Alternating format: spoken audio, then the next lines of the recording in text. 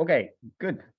All right, so let's start this study room for Taiwanese coaches and also parents for interested in the badminton today. 那今天的话，给一个台湾的教练们或是家长们，就是一个羽球的训练的方法的，就是一个讲习课程这样。Okay, and then in the beginning, I always start out with some mini points about the sports, not necessarily related to the badminton, but very important information. 那等一下我们会讲一些就是简单的重点的事情，那不一定是跟羽球相关，但是整体的运动来说是很重要的一个重点这样子。So I'll share this one, kind of zoom in for you guys. So this is actually the Japanese information for Japanese parents. Actually, this was not posted for the Japanese coaches. And then, just to kind of give you an example that a lot of information go to the parents, of course, about like eating habit during a game, and then also like before the game. So especially for badminton, I understand that there are multiple games, matches throughout the day, right? So the nutrition intake with proper items so important. So this is just to kind of give you an idea that the Japanese sports industry provide a lot of information for parents. 那这个的话，其实是在日本的话，就是这个是给一个家长的，就是一个运动的时候的，就是比赛的时候一些饮食的一些事情的。那这个的话，其实因为就是比赛的时候，你要在中间要吃什么，还是你要早上就是比赛前要吃什么，这些事情是很重要的事情。那就是说，这个的话，可能就是说，因为羽球的话，很多一天里面有很多比赛嘛，所以就是说，你这些中间的一些饮食的控制，或是要补充什么，这些东西是蛮重要的一件事情，这样子。Okay, and then couple points here. This is pretty common that you don't want to have a high fat food intake on the day of the match because it sits in the stomach for a long time. You feel like you cannot move. So try to eliminate a lot of fat intake and then try to have more carbohydrate that is easier for the body to digest. 那这个的话，就是第一个重点是，就是你比赛的时候，就是尽量就是脂肪的，就是摄取的话要减少，因为就是它的话要消化，身体要消化是要一段时间的。那就是比起那些东西，我们要吃一些碳水化合物这种东西。然后因为它的这种东西的话，消化比较快，然后是我们就是比赛的时候要吃这种东西这样子。So just to kind of give you an example with this, okay, every 1 hour, 1 kilogram of your body weight equal to 1 gram of some type of carbohydrates. So if your player weighs, let's say 50 kilo, you might want to have about anywhere from 50 to 60 grams of carbohydrate every 1 hour if you have 2, 3, or even 4 matches in a day. 那这个有一个，就假设你一天里面有很多场比赛这种状况的话，比赛跟比赛之间，你让身体要恢复的时候，你一个小时，你要体重的，你假设你的体重是多少公斤乘以1到 1.2 克的，就是碳水化合物的东西。所以假设你的体重是50公斤的话，大概是50到60克的碳水化合物的补充，这个是对于你们的补充一些能量是很最理想的事情，这样子。Okay, and then like rice ball, like some kind of bread is of course very good choice, but during the summertime it's hot, and then the indoor, even for the badminton, a lot of indoor stuff is very hot and humid. So I actually recommend some kind of a liquid calories. So the energy gel type of stuff, they're usually around 40 grams to 60 grams per pack, right? Or some kind of fruit juice to have a hydration purpose. So I like that option rather than eating a lot of carbohydrates throughout the day. 那就是对于就是这个补充来说的话，也可以就是说那种就是说饭团啊、面包那些事情，就蛮好的补充的东西。但就是像夏天或是室内很闷，像羽球的话，室内很闷然后很热的这种状况的话，也可以喝那种饮料类的，或是能量跟果冻类的东西，也可以补充那种40到60克一些碳水化合物嘛，那就再来就是也是可以喝一些果汁，这种方式也是 OK 的这样子。Okay, and then a quick question came on a live feed. It says that is the calories of carbohydrates same for all sports or just badminton competition? The answer is yes, it's the same. Okay, most of the time, the body require carbohydrates, so you don't need to have a lot of protein. You don't need to have a lot of fat, for any sports, because you need to have some level of carbohydrates for keep digesting because your body needs the calories to keep burning. Okay. OK，那就是刚刚就是中间有一个突然有一个问题，那我们就先回答一下，就是他的问题就是说，每个运动都是一样，就是这种摄取的方式一样吗？还是就是这个是羽球而已？那其实是这个都是全部都是一样的，就是因为我们在运动，不管是运动还是生活，都是我们一定需要这些碳水化合物的能量嘛，那就是每次都在一直在消化，那我们就是定期的补充这件事情就很重要。Okay. So let's go back to the screen and then I'll switch to here. Okay. The second part is about the physical fitness characteristics. And I know some parents probably know this, but in Japan, it's required for the elementary school and then junior high school kids to do some type of physical fitness testing. So there are different categories, of course, and they do some type of physical fitness testing just to have like a yearly average throughout the year. But also, if you have a very high score, you're categorized as like a very good fitness level. And then, usually they're used for like a specific sports purpose that if you have a very superior running speed, then you're more likely to be shifted for being a sprinter or play certain sports. 那这个是我们接下来讲的东西，就是一些身体的测试跟一些那种事情。那就是说，这个是一个这个图案是在日本，就是我们会在国小、国中会做的一个身体的检测，就类似体能测试的东西。那就这些东西，我们就是会分很多种类的，就敏捷啊、跑步啊，或是一些就是一些伸展那种东西嘛。那这些东西都是可以，就是做一个，就是你是哪个能力是最好之类的。那我们就是可以看那些东西，然后也可以就是说推荐，就是说那种它的类型，假设跑步很快的话，你也可以做一些玩一些跑步相关的运动去做一些发展之类的，都可以就是从这些事情可以判断这样子。Okay, and then not every test is required for many tests, many sports, of course. So I kind of categorize these four as more important for the badminton players, especially for the junior level. Okay, so standing long jump, okay, and grip strength, and then the 20-meter shuttle run, okay, and then also the lateral shuffle testing. Like these are kind of a basic requirement.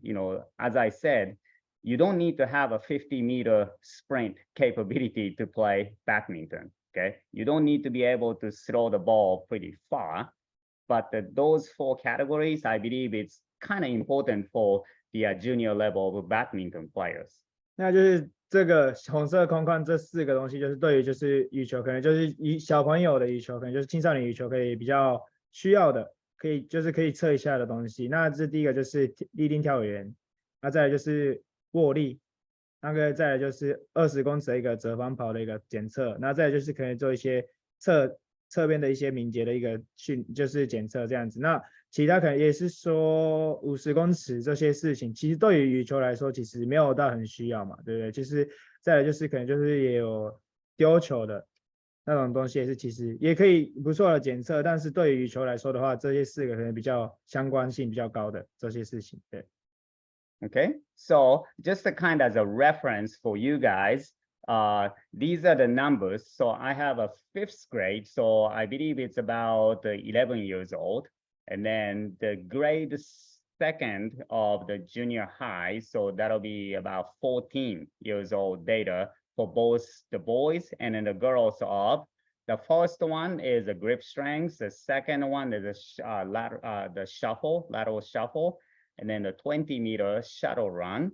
and then the standing broad jump. So this is for you guys to have as a reference, what kind of numbers for some of the Japanese kids are displaying. This is not specific to the badminton, but I believe being a good number or close to this number is a very good reference for the some of the parents and coaches here. 那就是这个就是日本的一个2022年的，就是一个就我们在体能检测的一些结果的东西。那这四个，第一个是握力，4个圈圈，那第一个是握力，那第二个就是侧边的一些移动的敏捷的东西，那再来是20公尺的折返跑的，那再来是立定跳远的东西。那这个不会说这个是羽球选手的数字，但是这个是一个日本的，就是这个县市的一个整体的平均的东西。那这个也是我们可以来比较。那这个是小学5年级跟国中2年级的结果。那就是说，当然就是这个数字是一个标准而已，但是就是越靠近这些数字，也可以跟这些东西比较，因为这个是一个证明，就是证据嘛。所以就是这些东西，我们就是你可以看说一些你的自己的选手小朋友的这些数字跟这个有没有靠近，还是比较好，还是比较低，这些东西是可以判断他的能力怎么样，能力是到底是到哪个程度这样子。Okay. So let's look at the science here. Okay, I want to put like a several information from the science. The first of all, the badminton research a lot in the world. Okay, and I'm very sure some graduate school students in Taiwan do some level of the badminton research, but because the scale is so small, it's not outside of the world, right? So there are a lot of Japanese people and then also some European people, and then of course the Southeast Asia schools do the badminton research. 那就是这个是一个羽球的运动科学的东西。那其实这是在世界上这运动科学的研究是很多，但是跟台湾来说的话，可能因为就是有一些收集的一些数量跟一些就是等级可能没有很高，所以就是不会往外出。但是就是说在日本啊，还是欧洲啊，可能对于可能就是羽球的，东南亚这种比较多人打羽球的国家，这些都是会有这些用运动科学的应用跟一些研究这样子。Okay, and then I think some parents and coaches know about the yo-yo test. Okay, yo-yo test is being used for cardiovascular function testing, and then this data is actually coming from the somewhat elite level of the badminton players in Japan.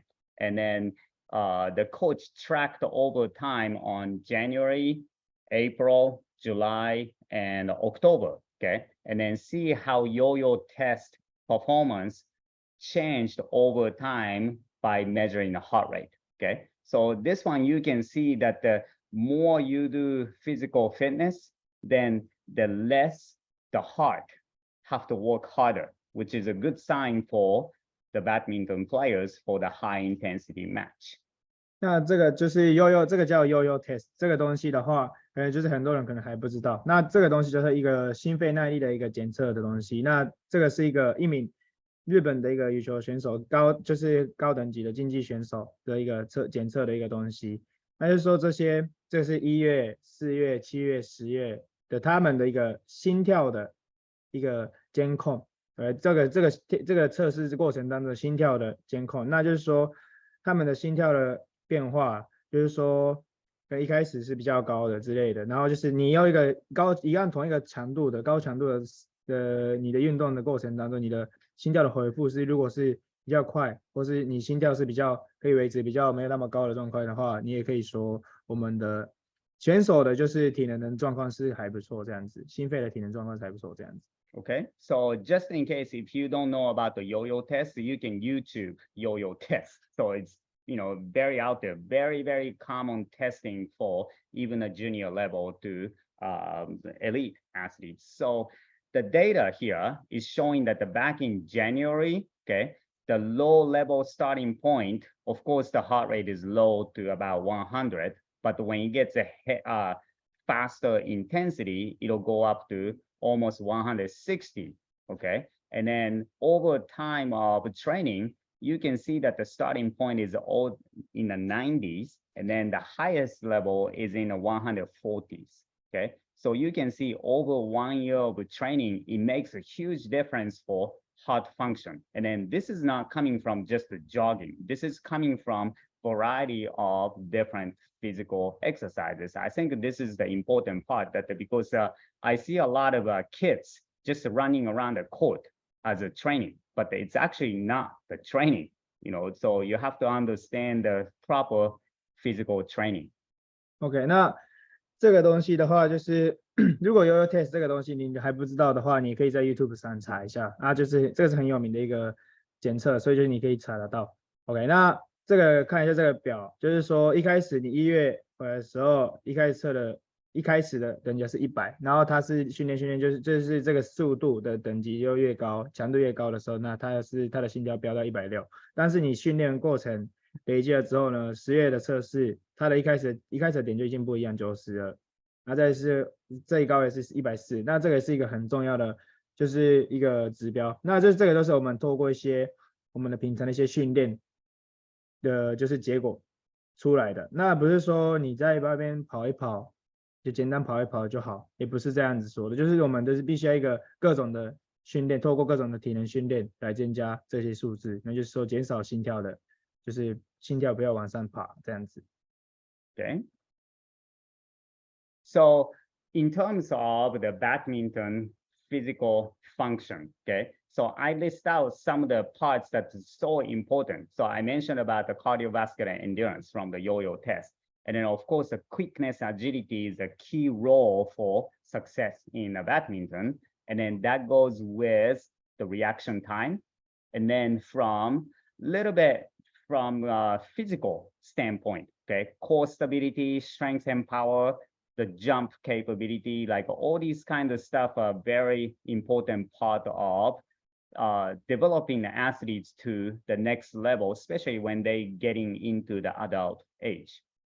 那就是这个就是羽球的基本需求，需要的就是一些身体的能力这样子。那第一个就是心肺的耐力，刚刚讲到yo-yo test 那些东西可以测得出来嘛。那这是下一个就是敏捷跟一些速度的敏捷东西。那这些东西就是对于羽球是很重要的一个角色。那这里对于这个东西，我们就是可以就是你们的防疫的时间，这个东西也是都很有关系的。那这还有一些你的一些身体的力量，就是可能就是说核心的稳定性，还是一些肌力与爆发力，或是跳跃的能力，这些东西对于你的羽球的表现都很有相关性的这样子。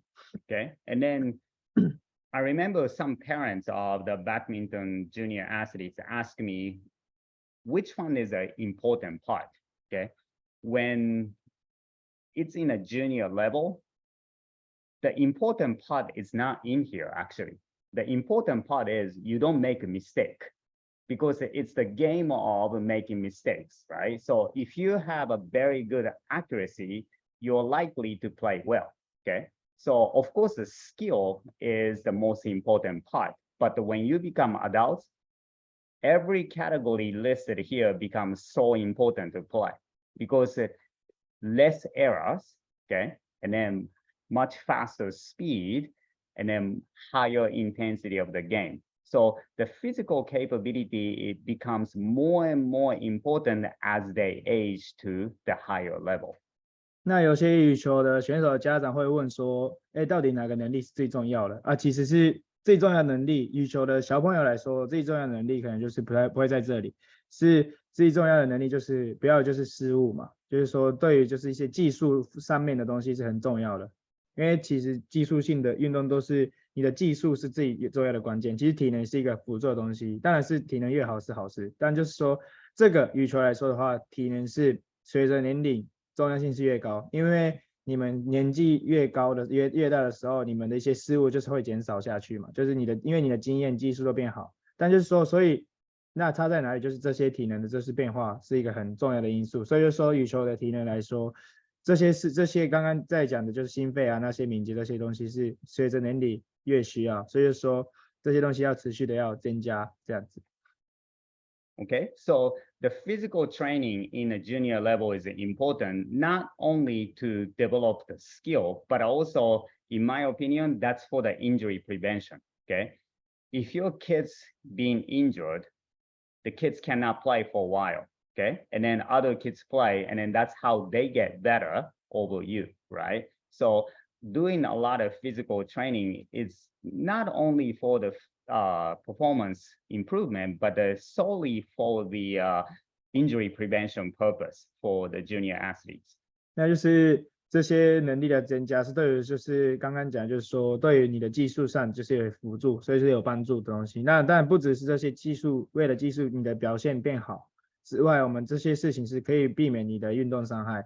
那因为如果有你的运动伤害发生的时候，你那一段时间是要休息。那你没有休息的时候，就是你没办法训练。OK， 所以就是说我们这些训练是为了你的表现也变好。当然，这个是当然，但是你的预防伤害这些事情是对于这个东西，对于这些预防伤害是有很大的帮助。这样子。Okay. So let's take a look at some of the research paper because I found a lot of interesting badminton research. Okay. So this is actually the data from the real game. So game characteristics of how you move. Okay. So the first one that I have in a box is repeated one leg jumps. So how many times the players actually jump over one game. Okay. This one is showing the right leg, and then this one is a right-handed player. Okay. You jump with the right leg about 44%. You jump with the left leg 42%. And then you only jump 14% of time with both legs together. 那这个就是一个研究的一些东西，那就是我们今天看就是一个有趣的羽球的研究这样子。那这个是真的实际的比赛的一个收集资料的一个东西。那他是一个右撇子选手，那是这个第一个框框，红色框框里面写说你就是要在跳的时候，你会用单脚还是双脚这些事情。那就是这个的话，他用右脚跳是44%是右脚跳，再来是42%就是左脚跳，然后是其实双脚是只有14%而已这样子。Okay, so if that's the case, if the game characteristics have more single leg jumps, okay, ultimately some of the physical training, it has to be done with a single leg dominant action as well. Okay, because the game is more for the single leg, so you have to have some exercises being done with a single leg. 但是所以就是说，这个表示就是说，你要训练的时候，就是更多就是有一个单脚主导的一个训练比较好，因为他们的比赛使用的你的肌肉或者你的身体的控制都是在用单脚的训练，单脚的时候比较多，所以是你们的训练也必须要符合到你的一个比赛的需求这样子。Okay, so second one is even more interesting data. The second box is about the repeated single leg landing. So how often you land on single leg or both leg. It's showing for the right-hander, you land on the right leg 27%, you land on the left leg 62%, okay? And then you land on the both legs 11%. So again, that if you don't have a very good capability to land with a deceleration, okay, chances are your left leg has to be much better than the right leg for sure, okay? But if you always do landing stuff with both legs or don't do any of the landing type of exercises, of course, this will increase the risk of injuries because your body doesn't know how to do this correctly.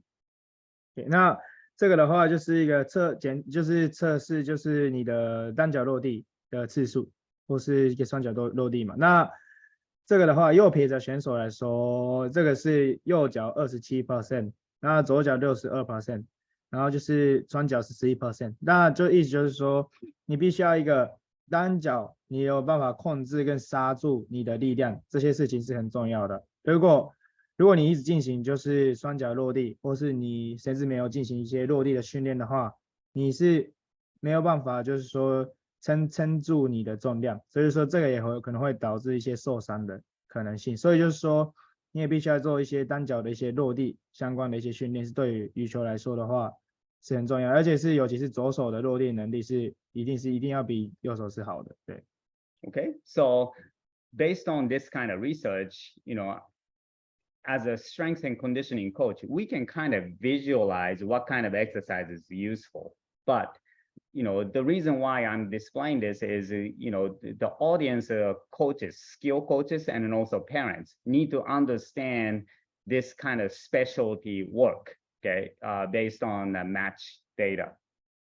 现在就是如果是这个肌力体能，就是我们像我们肌力体能教练的话，可以会知道说，哎，这些数据，然后我们要训练的东西那些是知道，但就是今天的话，主要就是给一些教练、技术教练跟一些家长看，那所以就是说，这是我们的一个特殊性的一个训练的方法，一个需要也知道这些事情这样子。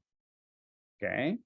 And then let's look at the second one. This is super interesting work because I often talk about the foot contact time in athletic performance. Okay. So this research is showing that during a game, when you actually do the quick step forward to hit the ball, the average foot contact time is only 0.22 seconds. Okay.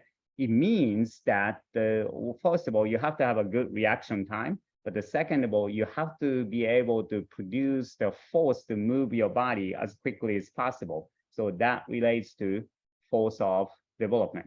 OK， 那我们就会常常就会提到一个触地时间这个东西，在脚在碰到地上的时间，那就是在羽球的比赛当中，你要做一些简单往前，就是做一个踩一些脚步的时候，或是一些改变方向，就是这些事情的时候。我们的触地时间大概是0.22秒而已，很短的时间，所以就是说，当然是需要一个好的反应时间，但是还有一个是你必须要在0.22秒的时间内要发出一个更大的力量，才有办法你要做一个可以更快的移动，所以就是说你要在短时间内发越大的力量是最好的，而且是你要0.22秒内是最好的一个东西这样子。Okay, so for example, if the kids are running around the court, always jogging, okay, jogging foot contact time in average is about 0.4 to 0.5 seconds, okay?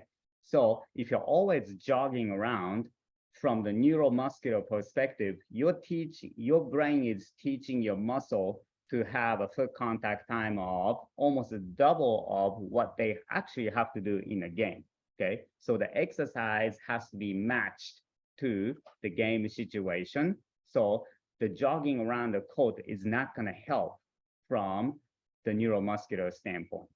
那就是说，刚刚讲的就是这个0.22秒，那就是假设你要在就是训练的时候让他们慢跑之类的，那其实慢跑的可能就是触地在脚触地时间可能就是0.4秒之类的，或是就是说大概就是说这个时间的。我们需要0.22的2倍，这些的2倍以上的时间，所以其实这个东西的话，你的神经就是一些神经的肌肉的控制的系统，会让就是说你的身体说我们的需要的就是出力时间就慢跑一样，就是这个0.几秒这种发力的方式的需求而已。但其实是你这个是跟这个比赛跟这个是不相关的东西嘛，所以就是说对于你的慢跑这些东西，对于你的运动表现来说是没有帮助，而且是比较不太好。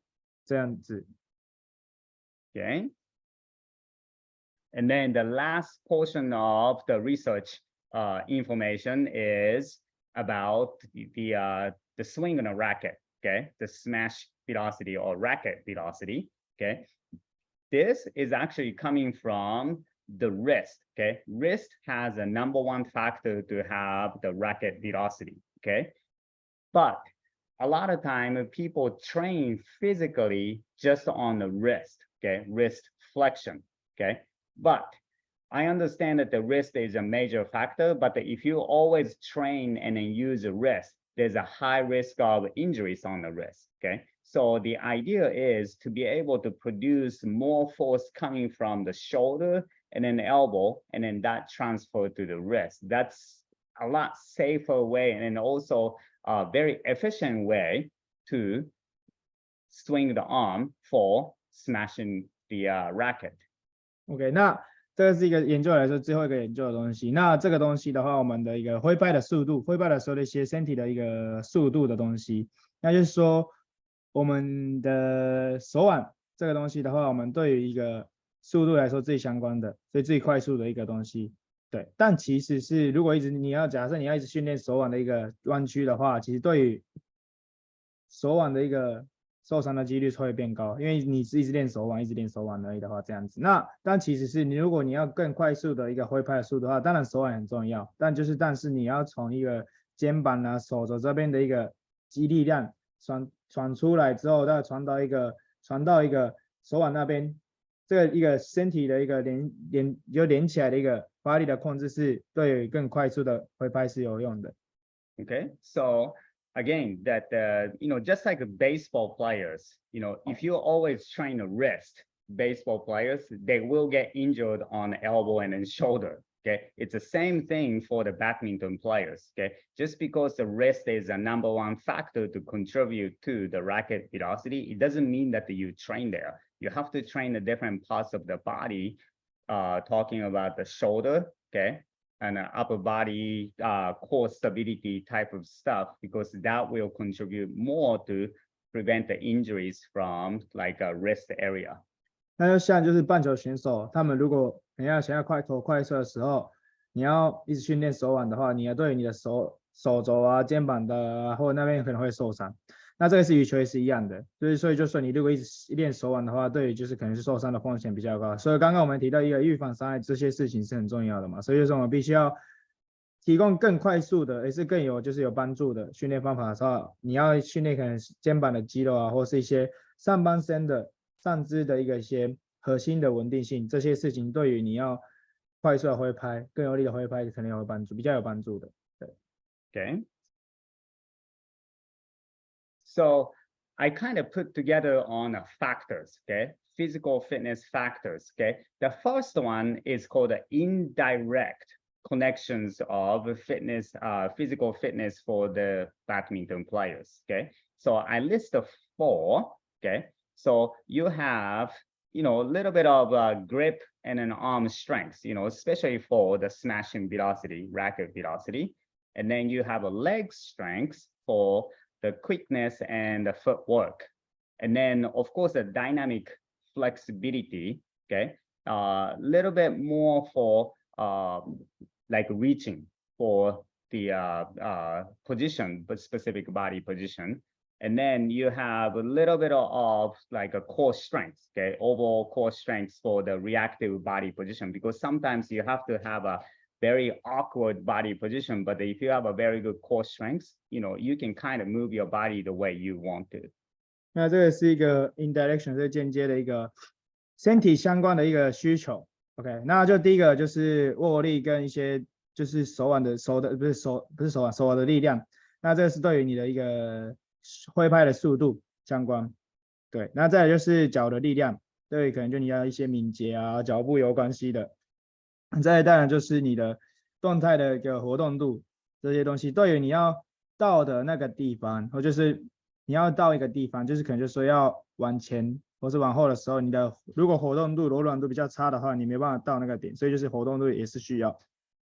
再来就是核心的力量、核心的肌力，那这个都是你的做一些挥拍，或是你要做一些反应的时候的你的身体的控制相关的，这个也是很重要的。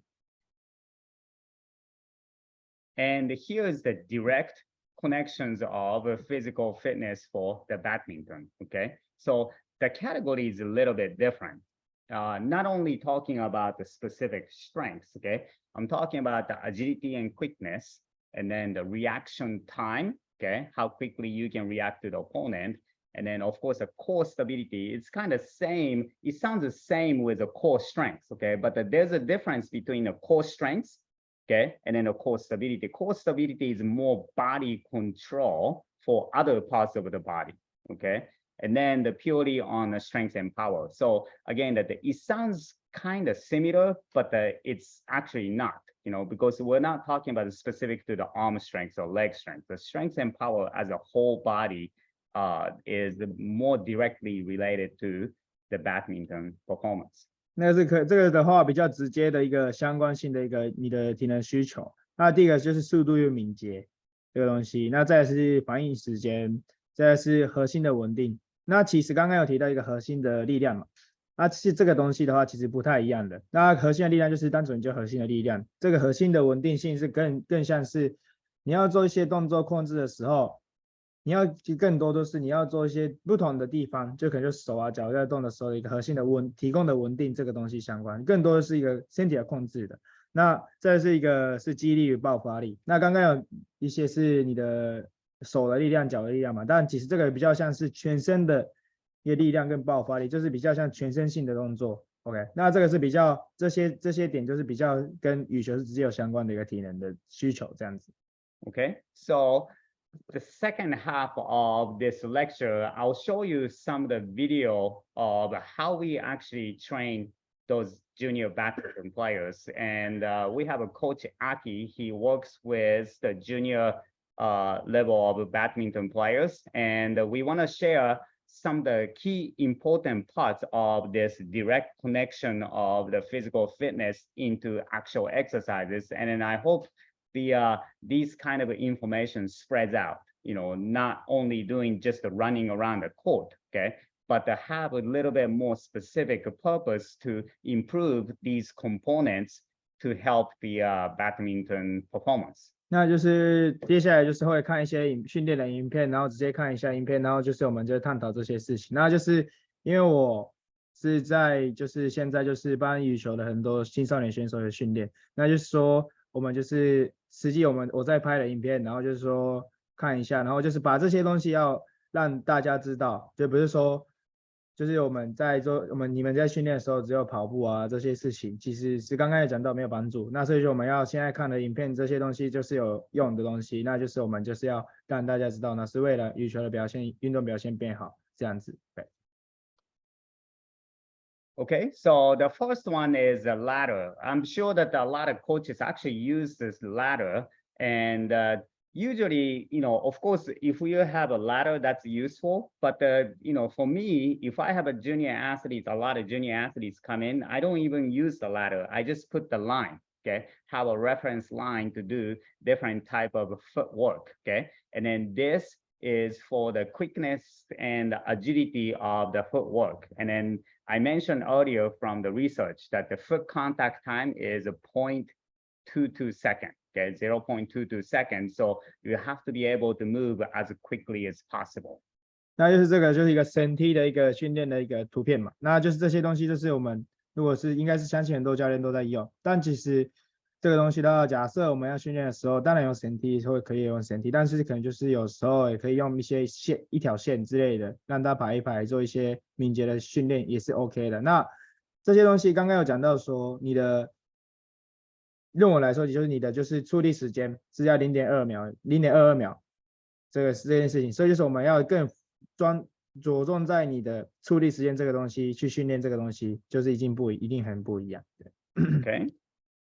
So let's take a look at some of them here and show you some different examples. The first one is just 1 foot in for the body position stay the same, just the feet going outside. Okay. 那这个的话，一个不同的例子，但就是说这个的话，一个单脚要进去在格子里面的东西，那就是把身体要稳定在一个地方，然后一个脚要往外出，然后进来，往外出要进来这样的训练方式，这样子。Okay. And then the second one is the same thing going backwards. Okay. 那第二个就是一样，但是身体要往后走这样子。Okay. So these kind of a quickness, the quick feet type of stuff is very easy to do. Okay. Initially, it might be difficult for the kids, but they get better so quickly because I actually use this drill with a ladder a lot with agility sports athletes, and then they get better quickly, and then they will transfer that to the actual performance. 那这些东西其实做起来可能就是蛮简单的，但就是说，其实这些事情是让青少年运动员就是进步是非常快的。尤其是我们也是会用这些训练给一些很多选手，那他们也是透过这些训练，然后就移动的速度变好，身体的动作会变好之类的，所以就这些都是一个很重要的一个训练，这样子。And then for parents, okay, don't buy speed ladder. Don't worry about buying those. Just put the line on the street. And then let the kids play to do different steps. Okay. So, every time, like do we have to have this kind of equipment? The answer is no, you don't have to. You just put the line and then be able to go quick. That's the purpose. The purpose is not to have this kind of equipment. The purpose of doing this is to get the quickness. It means that you don't necessarily need to have this kind of speed ladder. 那看到这些影片，可能有些家长就是不要为了这些事情买一个绳梯，因为绳梯买之外，就是我们可以用刚刚讲的又可以用一条线，所以就说你也可以就是在公园之类的，你就是帮大家准备一条线，画一条线也可以，就是在那边做一些敏捷的训练。那其实这些事情就是目的是不是买绳梯就变好，不是，就是重点是你要确实要做好一个敏捷跟速度敏捷的进步的训练，这件事情是比较重要的。对。Okay, so let's go to the other one. And then this one is more like a dynamic stability type of stuff with a body rotation, like this one, and then body rotation and land it on both legs. So a single leg down, rotate the body 90 degrees and then land. Okay. 那这个的话，一个旋转的一个身体控制的一个训练，那就是单脚，然后90度转，然后就是双脚去落地这样子。这是一个身体的爆发力跟控制的一个训练，这样子。So you can kind of see that they're using the arm to get the help for rotation, and then they can use the core strength, okay, to be able to do those kind of stuff. Okay, so you have to be able to use the whole body to do this kind of stuff. 那这边影片看得出来说，大家都用一些手的力量去做一些协助嘛，所以就是说。也是说你的手的参与也会有一些有帮助，再来就是你的核心的力量，这些事情是对于这个动作是会有帮助，所以就是你必须要用全身的力量去做发力这个东西这样子。Okay, and then the second one is a little bit more the quick reaction time. So you're actually moving against your opponent. Okay, so whatever the opponent's doing, you kind of have to follow. Okay? Go. 那这个的话比较像是快速敏捷的反应的训练，那就是你的敌人在哪里，你要移动，然后就是跟上去这样子。Okay, and then this one require quick reaction, but also have to have a very good foot contact time, and then very good agility and quickness, right? So it's all about the important components of the badminton play. And you can change the distance between, okay, you can keep it short like this. It all depends on like how you want to do. So for my case, if I do this kind of exercise, let's say like a first week, keep it short. Second week, a little bit longer. Third week, a little bit longer. And then the fourth week, we actually get back to the shorter and then much more quickness to it. So you can always change the distance between, okay, according to the size of the court. OK， 那这个东西就是对于就是羽球需要的就是反应跟一些很需要短的快，就是跟你刚才讲的反应时间嘛，再就是需要一些你的就是触地时间要快速的这些事情，就是很多敏捷跟速度敏捷的因素这样子。那其实这个的话，你要用什么样的距离，这些事情都是就是你要决定。但就是说它的话，可能在第一周。可能这个距离，第二周距离变长，第三周距离变长，第四周距离变长。其实或者是你把距离又从长的地方变短的时候，你的短的距离的就是一个你的这个动作那些都是会变快。那这种也是可以训练出来的这样子。Okay. Let's take a look at the core strengths, core stability. Okay. So when people say that the core strength or core stability, people always think about the six-pack of the ab muscle you can see. Okay, there's a lot deeper muscle inside of the core, so it's also from the front side and then the lateral side and then the back side. So you have to be able to control your body movement with all three parts. Okay, not using the six-pack. The six-pack is not even contributing most of the work, so you have to have the whole component to be able to function your core stability. OK， 这个是一个核心的肌力跟稳定的一个训练相关的肌肉。那其实听到核心这些事情，那很多人想的是一个六块腹肌之类的。那其实这个其实不是很重点。那其实核心里面还有一个侧边的核心的肌肉，还有也是背面的核心肌肉，不只是你的前面而已。所以就是说这些事情都有功能，才有办法就是说你有更好的核心。所以就是说你不要只有看到你一些六块的那个腹肌，其实你的更多因素，其别的因素也其实更重要的有角色这样子。Okay, so let's take a look at some of the exercise here. Mainly for the core stability exercises, we like to use the tubing band, okay? And then use the tubing band, let's say wrap around the stomach area. So you give some kind of resistance, and then you have to be able to hold that position to do different type of drills. 那这个的话，利用就是弹力带的一个核心的训练，那就是把核心的弹力带绑在就是髋关节这边的话，你必须要控制你的身体的姿势嘛，所以就是你要需要更多用核心，那就是这个一个训练的影片这样。Okay, so let's take a look at the first one, the lateral hop. Okay, so have that tubing band from behind, getting pulled in the back, and then you have to be able to do the lateral hops. Okay.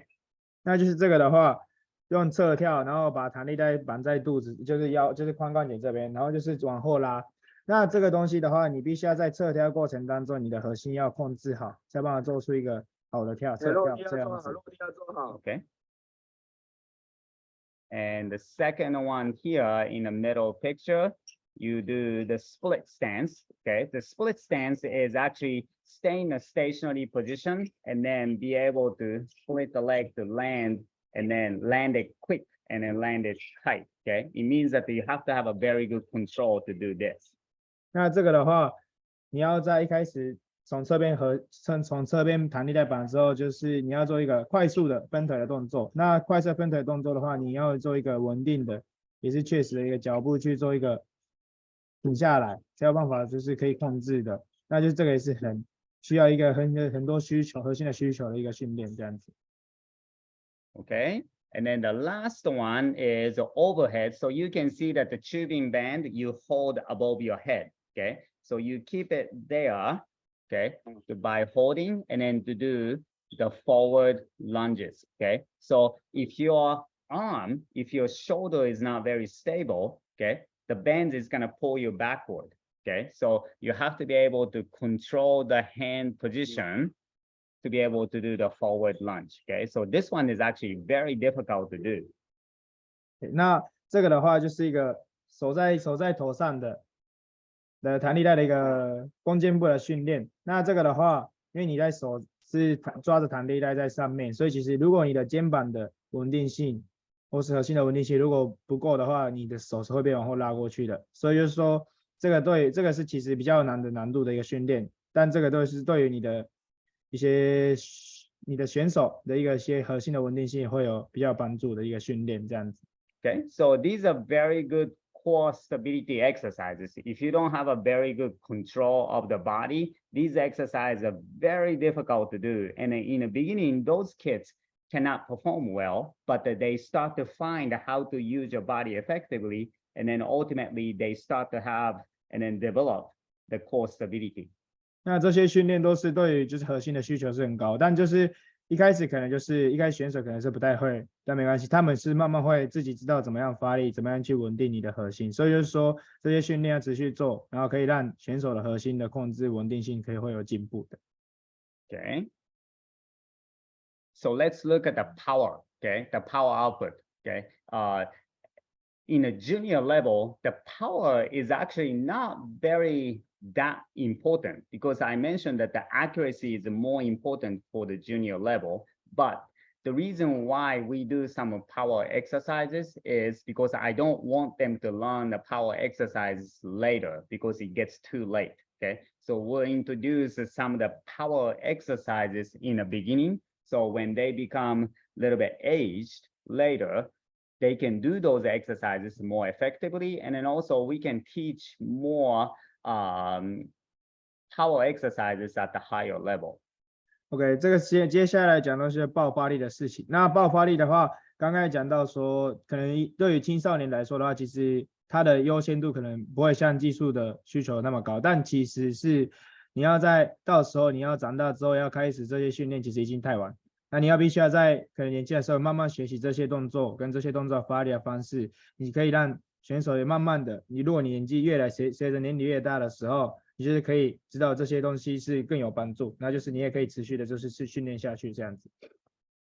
Okay, so let's take a look at some of the exercises. So in a weight room, we use a dumbbell. Okay, so some kind of resistance you can use with a dumbbell, and then we do what's called a push press. Okay, and then you push the bar or dumbbell overhead and a very quick action. And then we're not only using arm, we're using a whole body to be explosive in the vertical direction.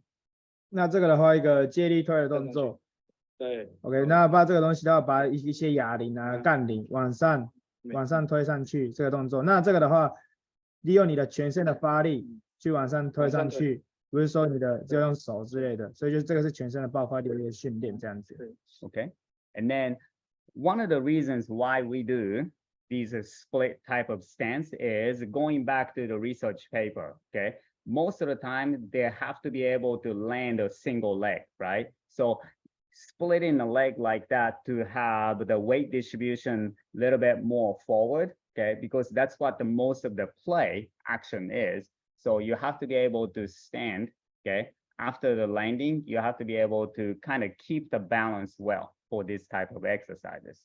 那就是为什么我们要这个时候是分腿，是因为刚刚前面的研究有提到，就是说我们的单脚的落地、单脚的训练就是会很重要。那就是我们在做这些单脚的时候，我们对于一些重量啊、重心啊放在可能就是前方之类的，就是可能就是说你要羽球的时候，你要重心放在前方，然后可能接下来可能要往前移动之类的嘛。所以就是我们必须要做这些动作的时候，要确实要做给它一个稳定，然后这样才有办法下一个动作时有比较好有发力这样。Okay, and then the second one is very similar exercises, but this time we do this one with the rotation. So this one you have to kind of watch several times because this one is very complicated, but we do the same exercise, but the body rotate to catch. 那这个的话，对，就是可能就是很像的动作，但是我们都有一个旋转动作，但是可能你可以看一下，这个比较稍微复杂，但是你要做一个发力之后旋转。那旋转之后就是接这个哑铃这样动作。Okay, so I like this kind of exercise because it creates the rotation factor, and then the badminton has a lot of rotation too. 那这个是他会喜欢，是因为这个旋转动作加一个旋转动作，因为羽球的场上会有很多旋转的动作，所以就是我们这个是很有帮助。Okay, and then another power exercise I like is the triple flexion. Okay, so the push press type of action is a triple extension. Okay, but when you actually see the badminton play, it's not only the extension, you also have a flexion of the body by smashing the racket, right? So you have to be able to kind of squeeze your body into one with this kind of exercises with a medicine ball. 那我们接下来讲的东西就是三关节要收缩的一个训练。那刚刚那个接力推是比较像是三个关节都是就是脚踝、膝盖、髋关节都是伸直，又往上的发力动作。但其实羽球场上不是只有一个三关节伸展这个动作，其实三关节的屈曲这个动作也是很重要，所以我们必须要训练这些动作这样子。Okay. So this kind of stuff, you can do it on both sides, the lateral side. You can also do it on the front side. Okay. So these are very good exercises for the triple extension of the power. 那这个的话，就是我们可以用药球，然后就是可以有单边、双边，就是一起都可以。那这个的话，对于你的三关节收缩屈曲这个东西是很有帮助的一个好的训练，这样子。Okay. So the last one is the vertical power output. This one is a very good exercises for the pure vertical power using a tubing band as assisted, okay, to do the jumps repetitively. 那这个的话，一个垂直跳的一个训练，然后往上跳的时候，它会用弹力带会往上让你发力。那这个是一个对于垂直跳来说的话，是一个好的训练方法，这样子。Okay. So these exercises I mentioned about the foot contact time. Okay, so quick foot contact time, and then also core stability in the air. Okay, and then also pure vertical jump of power output. So all the components inside of this exercises. 那这个训练的话，对你的刚刚讲出力时间，那再来就是你的核心的控制，空中的核心的控制，那再来是一个单纯的一个垂直跳的爆发的发力这样子，这就是这些因素都是包含在这个训练里面这样子。Okay. Good. Okay, so a lot of the exercises we show is what I call the back to the injury prevention purpose. Okay, so you're not trying to just purely improve the performance, but you're trying to prevent the injuries to make sure that the body is strong enough to be able to play and then practice over and over, because the culture of the badminton is a long hours of practice in this country. Okay, no one does the short hours of practicing. Everybody do it long. So in order to prevent the injuries, your muscle, your body have to be able to handle those loads. So it's important to have the physical conditioning into their routine for daily basis. 那就是因为羽球这个项目，刚才讲到就是我们对于预防伤害这个东西很重要嘛，所以这些我们刚刚给你们看的一些影片是对于可能就是说不只是运动表现，对于一些运动伤害的预防都有帮助的。所以就是说这个国家来说，羽球的训练时间是很长，就是说训练时间很长，那身体会疲劳嘛，所以你们训练的时候必须要包含在这些体能训练这个东西在你的训练里面，所以才有办法让选手可以就是持续的训练，持续的变强。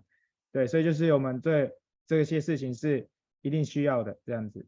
Okay, so kind of summarize this idea. We use the science information. We have the scientific information to cover what's important for badminton. And then we apply that science information into those exercises. So that's the important part of how physical training helps the sports performance.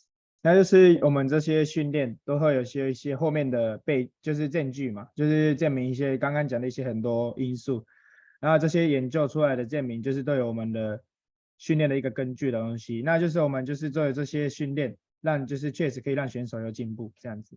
Okay, so the Peak Force also sell the online video of a lot of exercises for the badminton players. Okay, so those are available. And then we also have a lot of tubing band exercises on the online sales as well. So, we have different examples using a tubing band, a body weight, some weights. Okay, it doesn't always have to be in a weight room. You saw a lot of exercise we use, it doesn't have to be in a weight room because it's a badminton. So again, that I hope you guys can understand that there's a science behind all this information.